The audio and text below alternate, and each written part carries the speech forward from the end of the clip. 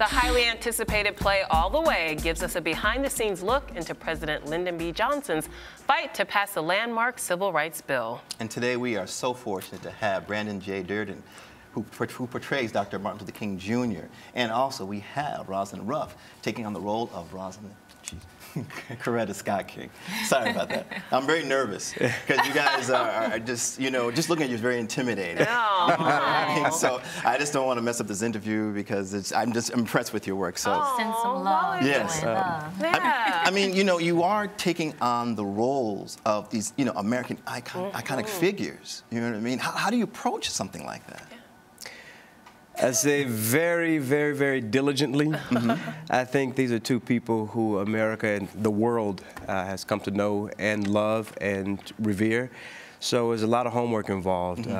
Several books written about Dr. King, and fortunately books written by Dr. King. So I started with his book, Why We Can't Wait, which is a reflection of his time in 1963 in Birmingham. And this play starts in November 63.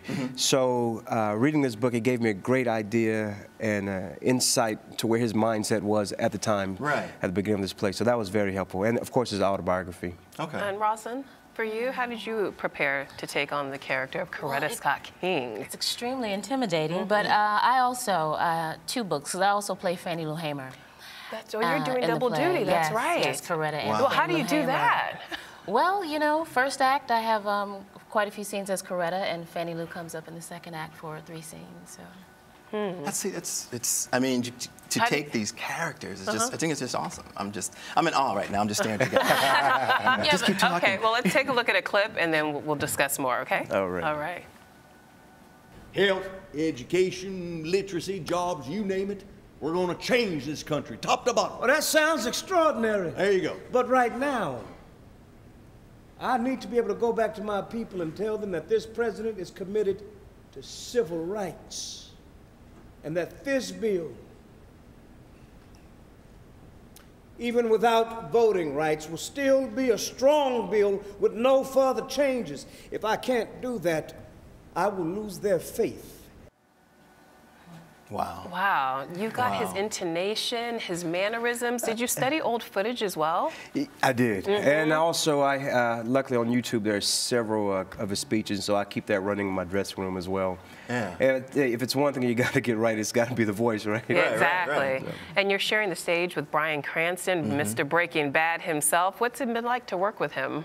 He's a dream leading man, I feel. I mean, he's kind, he's generous, and he's an amazing actor. Yeah, he's the real deal. I tell you, every night I look across and you look into his eyes, and some other actors, you can see them already thinking about the next moment, the next line. Not with Bryan. He's right there in the moment with you, and you got to hang on because no two shows are the same with him. And he is in every moment, and it's fully realized. It's See, you're laughing, Roslyn, because I guess that's true, right? Hey, it's live theater. Right. You know, we come in, you know, just with a full day behind us. We are where we are on any given day, you know, when we step in front of those footlights. Okay, so. And when they say forgiving actors, you know, they like back off and let you do your thing. I always wonder when actors say that, you know, such a giving or forgiving actor. That's what that means? Well, I think more it's a giving actor for me is more about setting up the other actor. Right. You know, it's about conflict. If you don't have conflict in the scene, you don't have a scene. Right. So it's an actor who's going to give you a problem. Right. And I mean that's more generous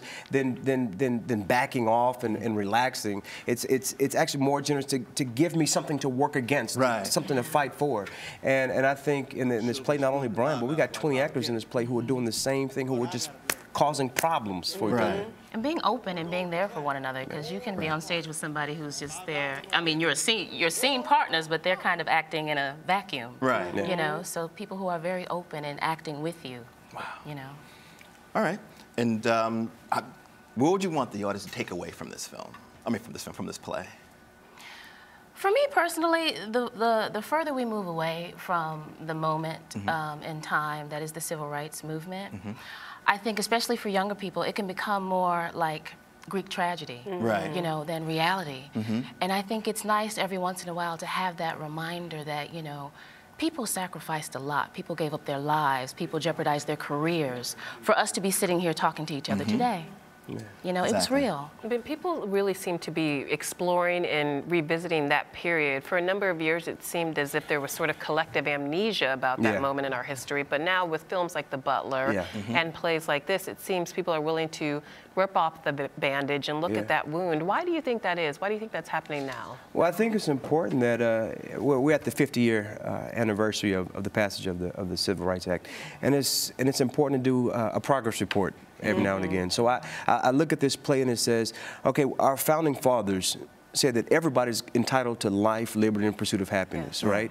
And then we got slavery, right? So, so this play says, what happens when you have those two truths in the mix? You have the truth of equality for all, and you have the truth of slavery, right? They can't coexist.